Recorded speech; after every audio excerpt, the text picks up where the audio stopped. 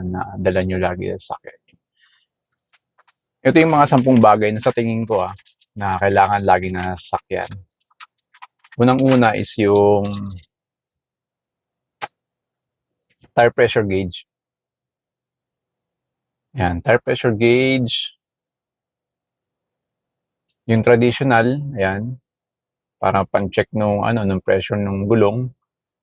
Kasi napaka-importante nun na kailangan laging nasa recommended yung PSI ng gulong mo.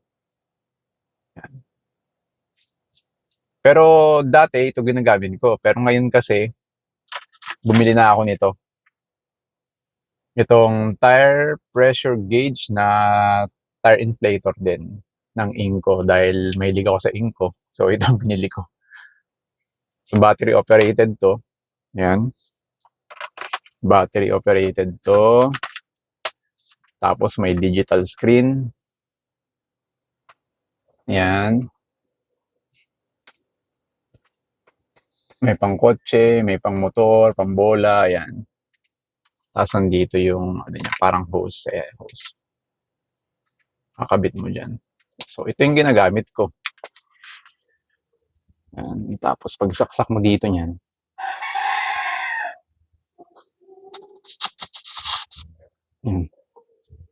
at makikita niya yung pressure. Ito yung pressure. Ayan. 30. Inflate lang natin yan.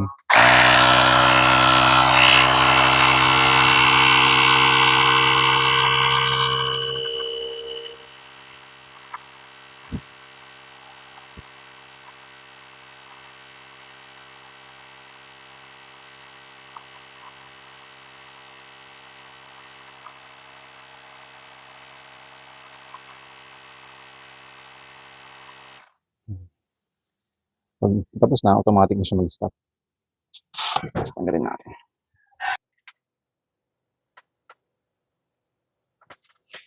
Meron din ako nung tire inflator na kinakabit dun sa cigarette light. Ay, cigarette niya. Cigarette light na na plug dito. Yun, yung mahabang wire, yung dati yung ginagamit. Pero ang hassle kasi nun, pagka mag-inflate ka ng gulong, kaya talaga nag-invest ako dito sa Inco na to. Mas convenient gamitin to. Next is yung dapat meron ka laging first aid kit. Yan, importante din to. So, may nabibili naman ganito sa mga sa mga local na mga drugstore. Yan. First aid kit na kailangan hindi expired kasi may expiration date to Pag nag-expired to, palitan mo na ng bago. Importante yan, first aid kit. Alam ko yung ganito, walang band-aid sa loob So ako naglalagay ako lagi ng band-aid. Yan.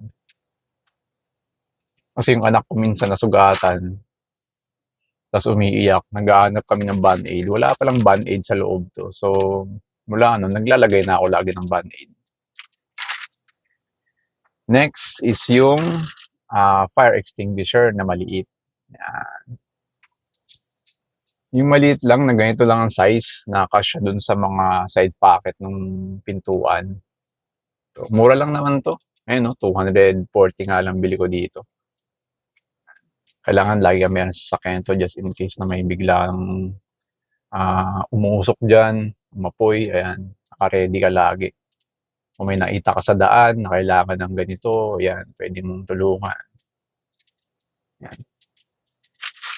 Next, syempre yung dahil napakainit sa Pilipinas, laging maaraw, syempre dapat laging meron kang shades.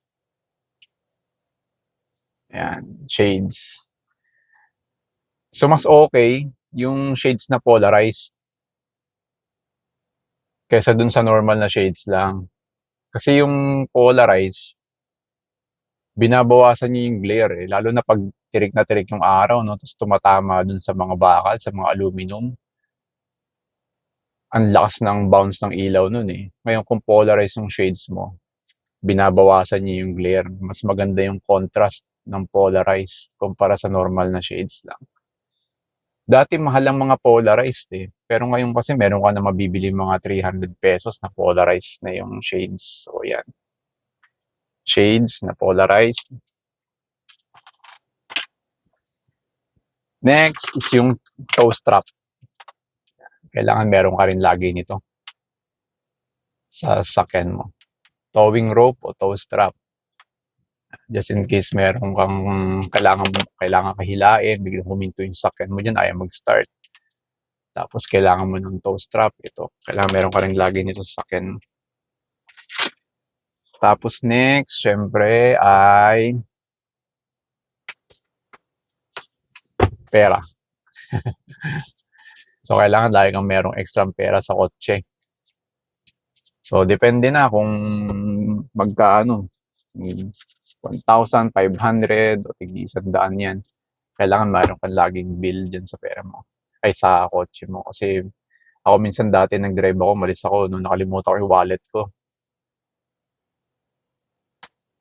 Tapos may kailangan akong bilhin. Buti na lang, meron akong extra pera dun sa kotse. So, hindi ko na kailangan bumalik. Yan. So, kailangan lagi kang merong extra pera. Separate dun sa wallet mo para in case na kailangan mo bigla. So, next is yung duct tape. Yan, duct tape. Lagi akong meron ito. Para kunwari, mayroon kang bigla kang nasagi dyan sa gutter o sa poste, biglang nalaglag yung gutter mo. Tapos hindi mo maikabit, ayaw bumalik.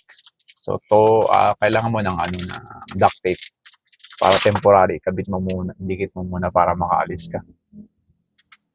Tapos next, itong tie wrap o cable tie. Yan. Lagi akong meron ito. Kasi minsan nagdadrive ako, tapos biglang may tinamaan yata ako sa ilalim, nalaglag yung engine cover ko. Nalaglag yung tapos habang umaandar ako, narinig kong ingay, kumakaskas eh. Ganun siya. Tapos nung pag-check ko, nalaglag. So, ang ginamitan ko ng cable tie, tinali ko muna yung engine cover ko dun sa ilalim. Ayun, kumabit naman. Hanggang ngayon, yun pa yung nakalagay. Hindi pa natatanggal. Tapos next is yung multi-knife na tool.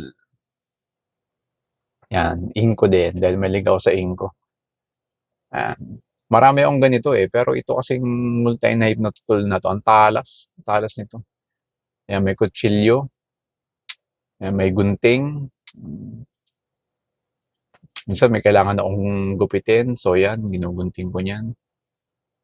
Tapos meron ditong can opener, tsaka bottle opener. Yan, meron din yan dito. Tapos meron ding maliit na screwdriver. So ito, kailangan meron ka lagi nito. Multi-knife tool. Tapos next is yung vice grip. Medyo malaki pa nga ito eh. Mas maganda kung mas maliit pa ng konti dito. Para just in case may emergency, tas kailangan yung pyesa nakakabit lang ng ganyan, nakadikit. Yan, pwede mong gamitin to pang kapit muna ng ganyan. Para makarating ka dun sa mekaniko. Yan, malaki pa nga to. Mas maganda yung mas maliit pa dito.